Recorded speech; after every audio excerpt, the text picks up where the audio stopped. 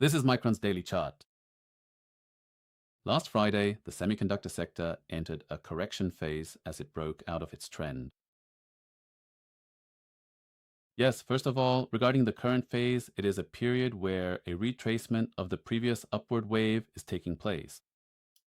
On March 31st, I mentioned that the correction wave ended with an irregular flat pattern. This is a phase where a three-wave correction is unfolding in response to the upward wave that followed. Therefore, I still believe that there is an upward wave remaining that will surpass the previous high. Today, I will explain Micron's rebound entry point in a bit more detail. When you take a close and detailed look at Micron's 12-hour price chart, there appears to be a distinct possibility that we are witnessing an ABC ending diagonal pattern forming for the previous upward wave, which suggests a potential shift in the current market momentum. The previous highest point is not the end of the upward wave. Rather, the upward wave concluded in an earlier section, followed by a rebound wave, AB, forming a complex correction pattern with up and down movements. In the previous section, I mentioned buying at this spot. After the rise, we are now seeing a strong bearish candlestick appearing, pushing the price down sharply again. Generally, when the price drops rapidly in a single wave like this, it is either the third corrective wave in an ABC pattern or the wave ends in an ABCDE pattern. In any case, when the amplitude of the corrective wave increases, it is highly likely to be the final corrective wave. Yes, I explained the diagonal pattern through the membership video. A break below the previous low does not necessarily lead to a strong downward move. Yes, in fact, regarding the correction range for Micron, if the irregular A, B, C rebound and B wave occurred in the previous section, then as a C wave decline pattern, the correction could extend as far as $680.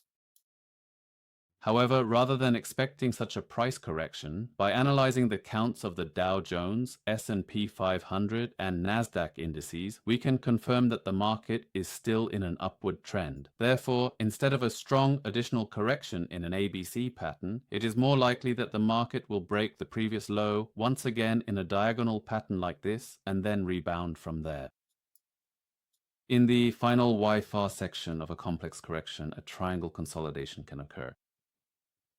After a rebound, the A, B, C, D, E waves that form a new low. From A, you have a flat. In the X wave, any three-wave structure, and at the Y wave position, a triangle appears. This is a typical WXY wave pattern that can be assigned in this way. If Micron breaks above $820 once again, it will confirm the end of the corrective wave. This is the 8-hour chart of the Dow Jones. Regarding the recent price movement, I explained that it is also forming a WXY pattern, with a breakout to the upside occurring at the endpoint of a triangle consolidation.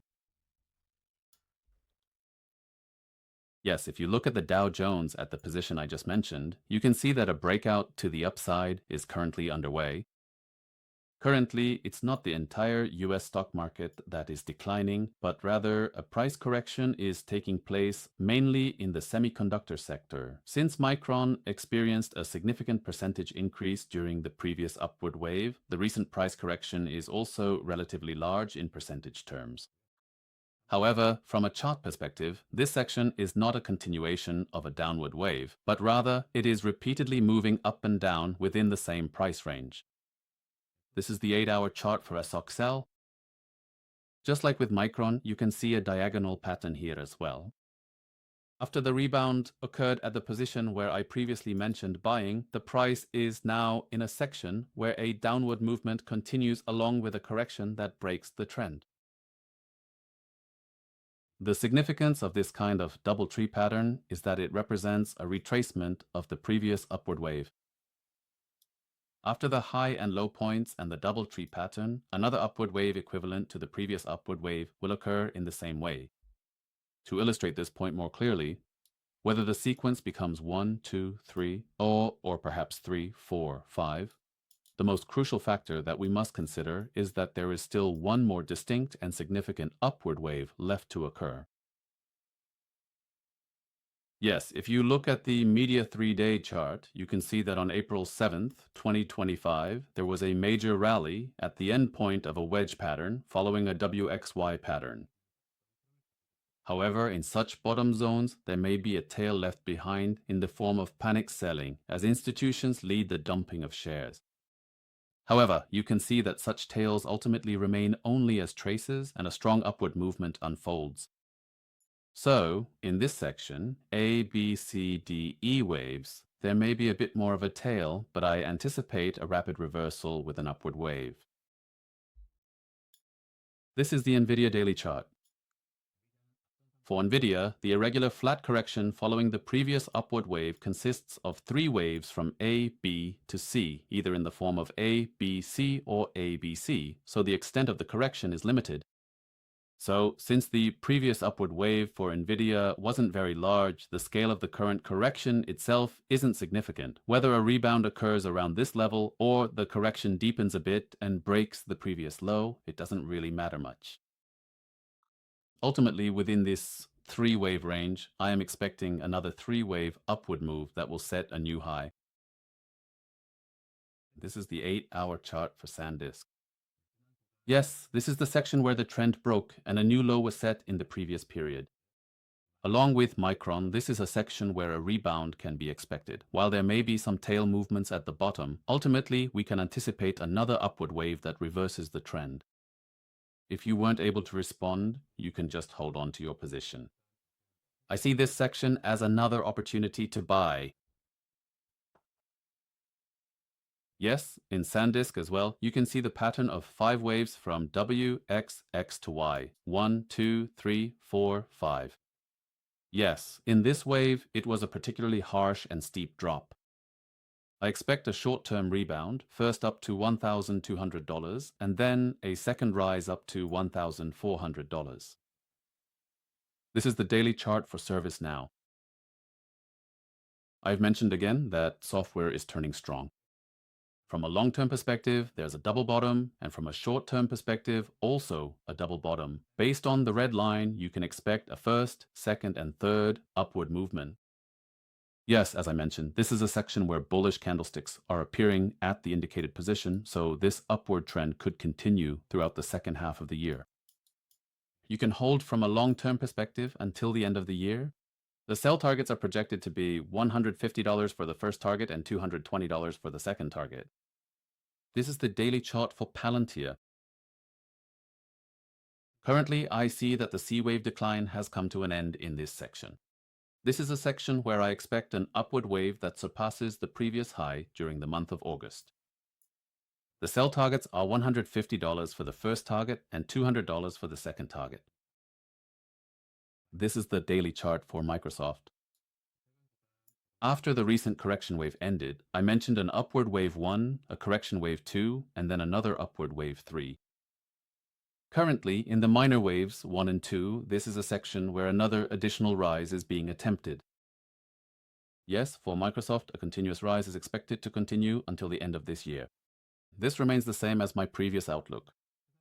The same goes for Tesla. If you bought at the position I recently mentioned, you can simply hold without any special action. As the index begins to rebound, Tesla is also in a section where it can continue to rise further. This is the 8-hour chart for IonQ. In the recent bottom section, you can see the formation of A, B, C, D, and E waves. With the completion of the complex corrective triangle convergence, we are entering a section where we can expect another trend-reversing upward wave, so I am forecasting a strong performance throughout August. Yes, this is the 3-day chart for the S&P 500. From the perspective of the major wave, it's in the first and second waves, and from the perspective of the intermediate wave, it's also in the first and second waves, forming a 3 of 3 wave phase. The current movement can be seen as the first and second subwaves heading toward the third wave upward. I am talking about another rise that sets a new high without any further correction. Yes, for the Nasdaq as well, there is only a short-term pullback within the subwave category of the previous upward wave, and I expect that another strong upward wave will follow, pushing the high even higher. So if you look at the current trend, the Nasdaq is showing a slight correction, the S&P 500 is flat, and the Dow Jones is actually rising in this market. Recently, the semiconductor sector has undergone a correction, but unless the Fed delivers a more hawkish signal than the market expects at this FOMC meeting, this is a position where a strong rebound could occur, centered on the previously suppressed Nasdaq and semiconductor stocks. In particular, since the charts of the major indices and semiconductors are currently showing patterns that indicate the end of the downward correction, I believe that if you wait patiently, you will be able to witness a strong upward movement. That concludes today's video. Thank you.